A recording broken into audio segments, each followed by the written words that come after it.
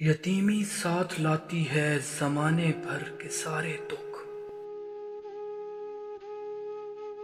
یتیمی ساتھ لاتی ہے زمانے بھر کے سارے دکھ۔ سنا ہے باپ زندہ ہو تو کانٹے بھی نہیں چبھتے۔ اس دنیا میں آپ کا باپ وہ واحد شخص ہے جو چاہتا ہے کہ آپ اس سے زیادہ کامیاب ہوں۔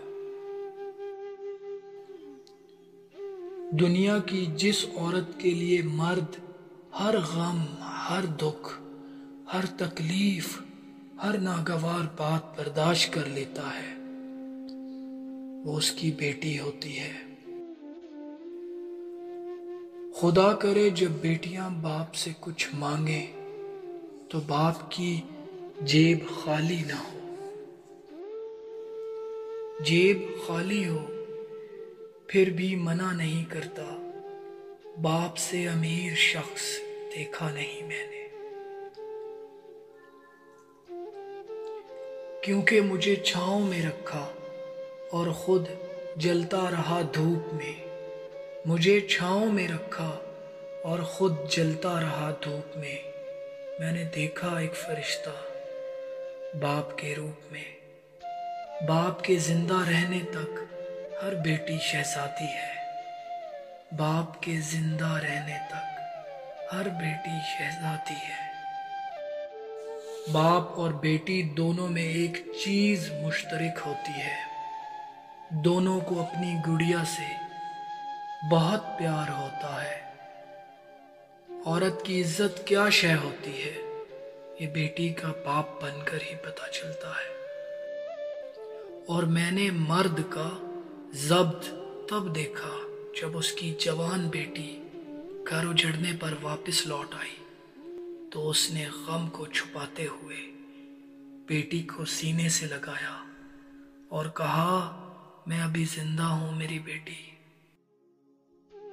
لیکن اس کی کھچتی ہوئی کنپٹیاں اور سرخ ہوتی ہوئی آنکھیں بتا رہی تھی کہ وہ ڈھیر ہو چکا ہے۔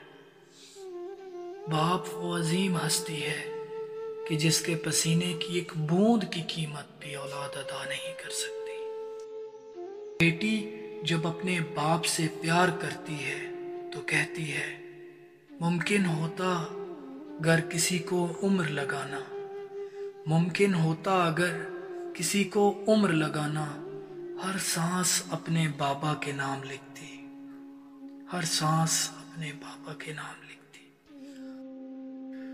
اور بچے جب باپ کو چھوڑ کر بہت دور چلے جاتے ہیں، ایک بزرگ اپنا موبائل مرمت کرانے کے لیے لے گیا۔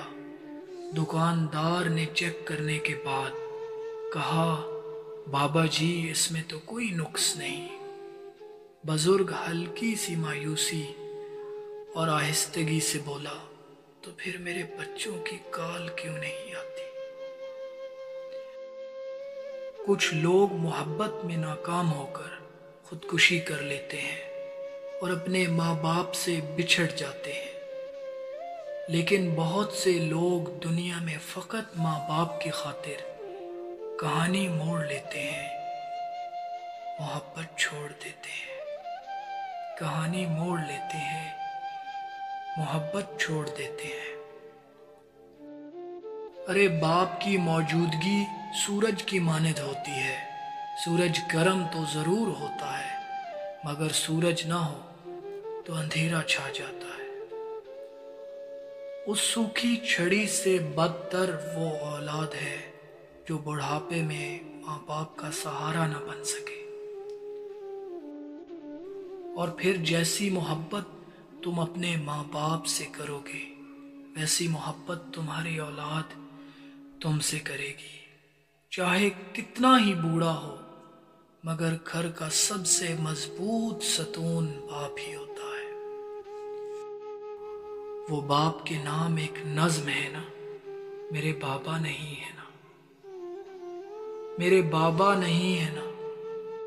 میں تپتی دوپہر میں شہر کی سڑکوں پہ اپنے جسم کا ایندھن جلاتا ہوں، तो मेरे घर में चूल्हा चलता है।